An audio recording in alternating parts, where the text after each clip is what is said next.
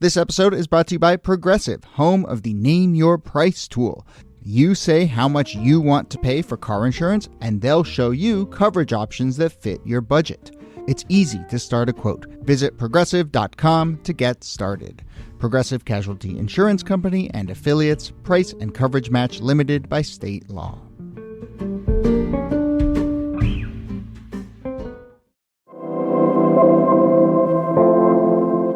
Hello and welcome to This Day in Esoteric Political History from Radiotopia. My name is Jody Average. We are right back at it with Hangers-On Week, our look at presidential primary candidates throughout U.S. history who just hung around a little too long. That's this late February, early March period that we're looking at. And I should say, for larger framing, this is kind of the first in a bunch of special series we're planning this year around key moments and key trends in election cycles like primaries and the VP stakes and conventions. And we're going to do October Surprise Week later this year. So, this is our way to kind of speak to the election we're going through right now. But for Hangers-On Week, last episode, as people know, we did this overview of the categories of hangers-on, from folks who tried to affect policy to folks who were maybe in it for more media exposure or to run for other offices. Maybe folks who just kind of didn't have anything better to do with their lives. But Amy Walter of the Cook Political Report with Amy Walter is back as our special guest for this episode to focus in on one of those categories. So Amy, welcome back. Thanks for doing this. Thank you so much. Really having fun. Here, as always, Nicole Hammer of Vanderbilt and Kellie Carter-Jackson of Wellesley. Hello there. Hello, Jody. Hey there. So let's focus in on a few candidates who fall under this category that we can maybe call Trump precursors. I mean, obviously there's Trump himself, who ran and flirted with running a number of times. But then there are these Trumpian folks in the hanger-on vein. And it's this sort of combination of categories, I think, that we laid out last time, who are people who want to push the party in a certain direction. And then, of course, the folks who embrace that most Trumpian thing there is, which is they just love the media exposure. They just love kind of being in the limelight. So please welcome onto the hangers-on stage, Pat Buchanan, Mike Huckabee, and Rick Santorum. Piping the applause noise. Yeah, exactly. So, Amy, right off the bat, do you have any reaction to those names? And, who was in it for the policy? Who was in it for the exposure? Who was in it because they had nothing else better to do? What do you make of them? Right. It seems to me of all of those, Pat Buchanan had the most cleanly ideological agenda there. And again, he was going up against a sitting president. And if you're going to go up against a sitting president, you do so because you believe that this person is leading the party in the wrong direction and must be stopped, or he must be able to give the folks in the party an option to take a different path. And this is 92 against This is 1992, Bush, right? Yeah. As we're going into, and it is sort of fascinating, right? If you think about where we were in 1992 and where we are now. So you get a candidate running to, again, we called it at that time his right, because on cultural issues, he certainly was doing that. But there was also a sort of Trumpian thread there, too, on trade and the frustration of a working class to a party that seemed just more committed to, this internationalist, what we now call globalist view of the world, that, the more that we open the world up to trade, the more that the United States engages in the world, the better it's going to be for everybody. So we saw the protectionism, some of the nationalism, the anti-immigration language, all in the Buchanan 1992 platform. And, it was also what we could argue is the beginning of the start of the movement of that suburban swing, what we now think of as suburban swing voter, away from being a core Republican coalition member, right? The solid suburbs in and around Philadelphia and Chicago, even in New England, right? In blue area, places that we think of as really blue today, were really Republican then. It was the party of lower taxes and less government. But Buchanan and then Dan Quayle, I think the ticket got spooked. The incumbent president got spooked, but what he saw was a real frustration within his own base about the sort of culture war issues. Anyone on this call happened to have written a book with Pat Buchanan on the cover and looked into this era? Niki? Well, yeah, and I think that Pat Buchanan, for all of the reasons that Amy just talked about, I mean, he represented the anti-establishment candidate, weirdly, the anti-George Bush candidate, which Trump also was in his run in 2016. Right. But if you want to add another kind of Trumpian precedent here, Pat Buchanan, he had served as like a staffer in a couple of different Republican administrations, a speechwriter and then communications director. But his platform going into 1992 was a media platform. He had a national reputation because he had, since 1982, hosted Crossfire on CNN. He had been a panelist on the McLaughlin Group, which had millions of viewers every week. And that idea of turning your audience into your voting base is something that Pat Buchanan really does pioneer, and that future folks are going to draft off of, and that Trump is going to leverage to the nomination. Yeah, who was it? It was I think an advisor to the Bushes that said that if Pat Buchanan had like social media and sort of like TikTok or YouTube at his disposal, that he could have engineered a much more even forceful campaign. But there weren't sort of those quite yet, those frameworks put in place, but he could have galvanized people in that way. Well, and he also benefited from a base that was already very upset with Bush about taxes, right? So the party was already, it wasn't an outright revolt, but there were certainly cracks in the foundation because of Bush going back on his no new taxes pledge. But it's also interesting that if we talk in 4 years from now, don't we think that the name Tucker Carlson will be on all of our lips, who will be going in, following in that same Buchanan mold, right? Turning his audience into his base. And there's already chatter about that, about him being a vice president candidate this time around. Yeah. Oh my God. I mean, I just want to point out, you see, he hinted at it a little, Niki, but like, it is funny that when we look at this group that we're looking at and we say, who's the true believer who wants to influence policy, it's the one person who actually wasn't a politician, right? I don't know what that says, but it's Buchanan, who never actually hasn't and never did hold elected office. But do we want to turn a little bit to Huckabee or Santorum? I mean, Huckabee in 2008. You know what what I find fascinating about Huckabee, and again, talking about being the precursor for Trumpism, we thought of him in 2008 as the evangelical candidate, and indeed he was representing sort of that cultural piece of it. But where he was dinged in the primaries by Romney and others was for being too economically liberal.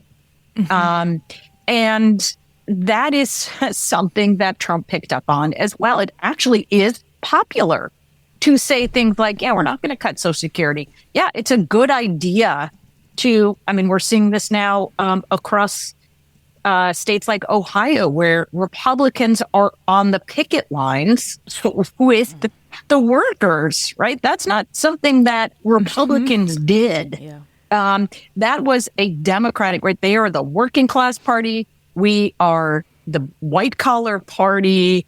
You had Romney's entire pitch was, elect me. I know the economy because I'm a business guy. Trump took that plus the working class piece of it too, right? Which is, I'm not opposed to spending more money. I'm opposed to spending more money on certain things. So I'm not going to go get into this war about needing to be, as Romney did, spend a lot of time talking about the need to reform some of these social safety net programs. And Huckabee was in that category as well. And again, it hurt him in a primary back then. But now, this is basically where the party sits.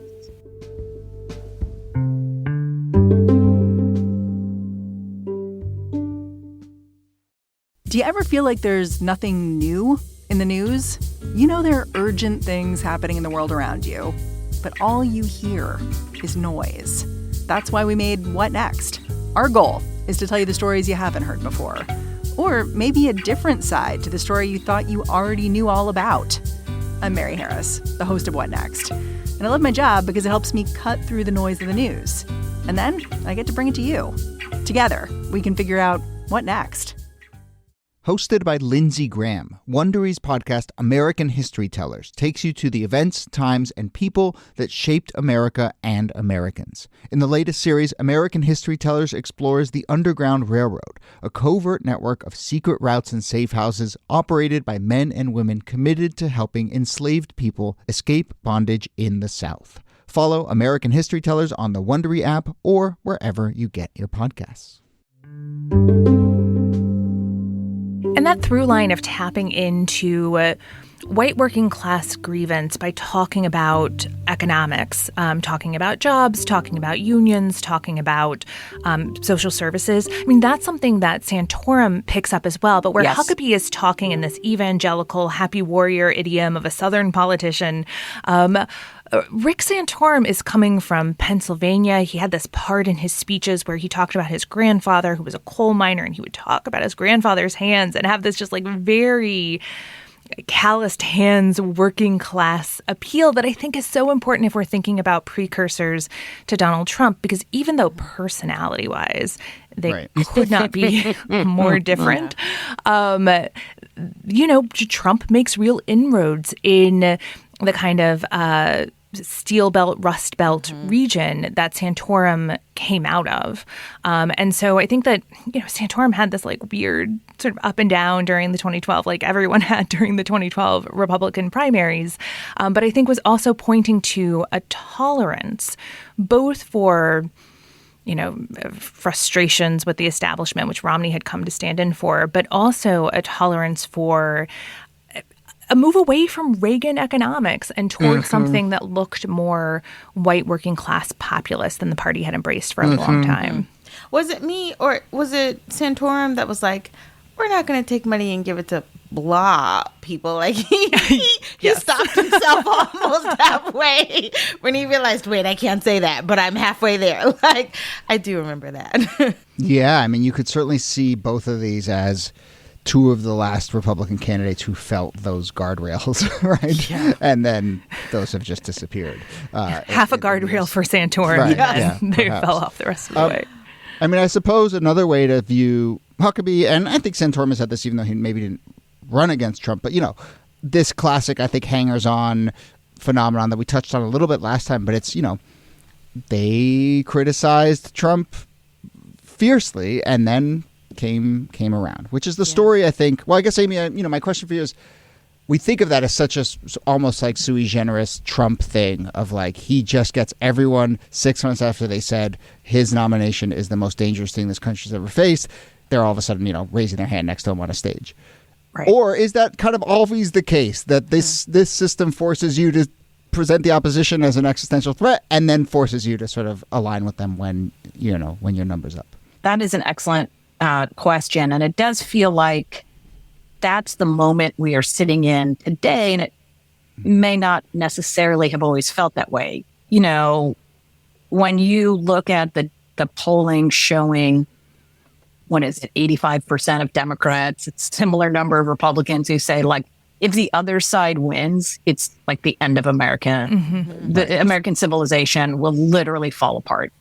And we will fall into complete anarchy. And so it does make it very, very difficult. And I do think it's going to be fascinating to see what happens with Nikki Haley as we go through this process, because as you said earlier, Jody, her attacks on Trump have gotten much sharper, much more personal as well. I mean, talking about, he's basically a doddering old man who can't remember names. And this is more than just we disagree on Ukraine.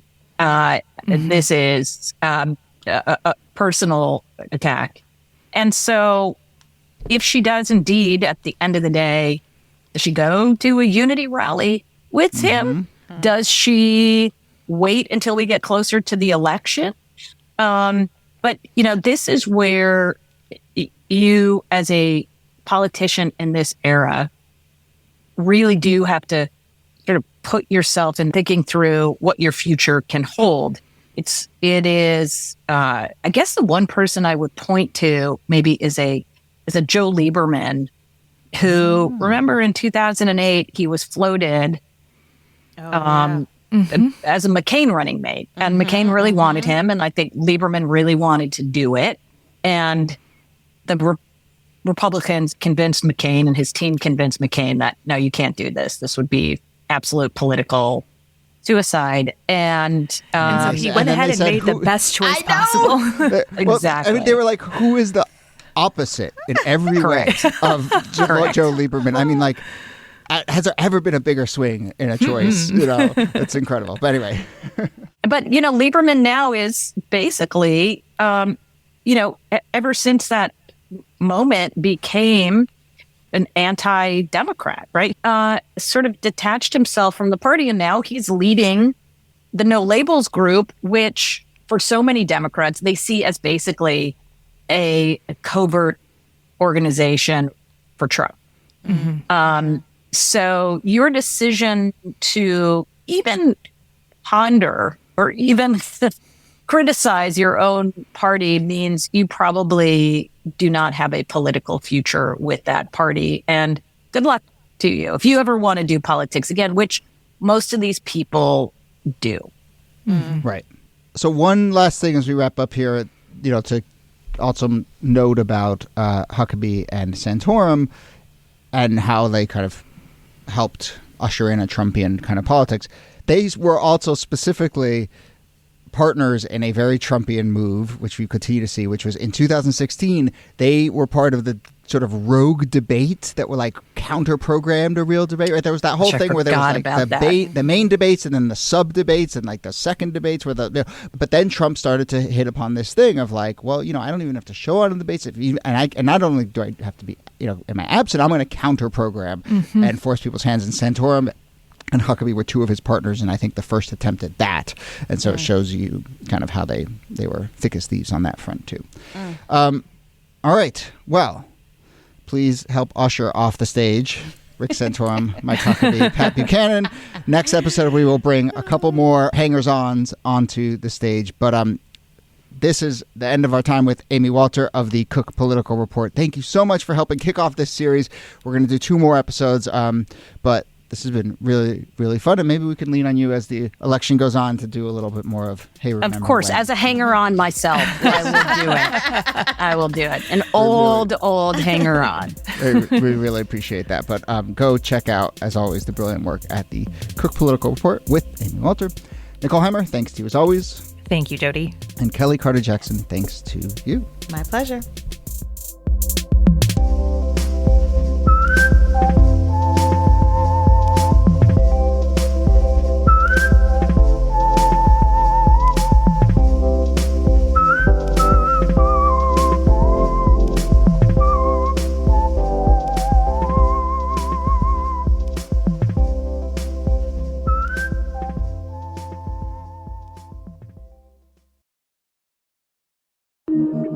Radiotopia.